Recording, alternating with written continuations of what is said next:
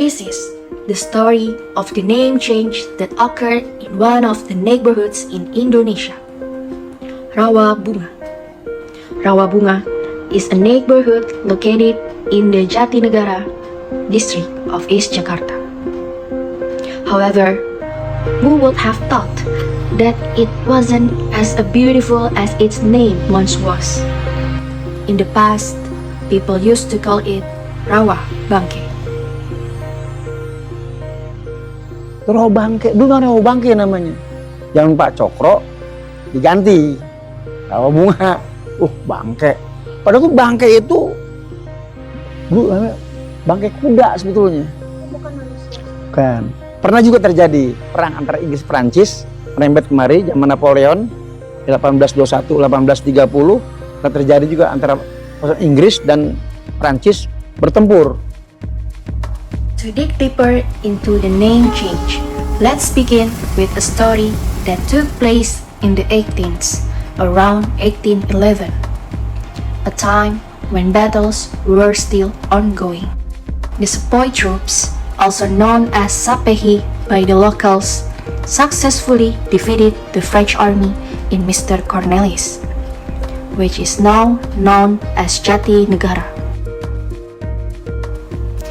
Eventually, the Sepoy troops took control of Mr. Cornelis. The conflict resulted in many casualties on both sides, and the bodies were left unburied, piled up in a swamp without proper burial. This caused an unpleasant smell that lingered for days. Consequently, the residents started calling it Rawa Bangke. Due to the associations with the pile of dead bodies, Rawa Bangke was later renamed Rawa Bunga. The reason for the name change was simple. The term Bangke or Bangkai was deemed uncomfortable for a residential area. The government and local figures chose a more pleasant name, overlooking the historical background of Rawa Bangke. A native Betawi resident named Abdul Hayar, commonly known as Pak Ai, who still lived in the Rawabunga area, was involved in this renaming process and livelihood near the Batu Akik market.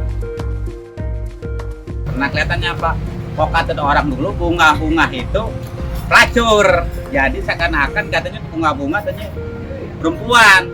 Nah itu jadi kurang jelek, kata dibilang. Jadi namanya Rawabunga. Perempuan itu katanya bilang bunga, katanya gitu. Dari jembatan. However, this area has many untold stories, one of which is the history before the establishment of the Batu Akik market. It is still unclear which buildings can be claimed as cultural heritage in the Rawabunga area, including the Jamil Al-Anwar Mosque and the Benjamin Sueb Park. Sekarang menjadi Museum Benjamin Sueb. Tadinya adalah kantor Mr. Cornelis.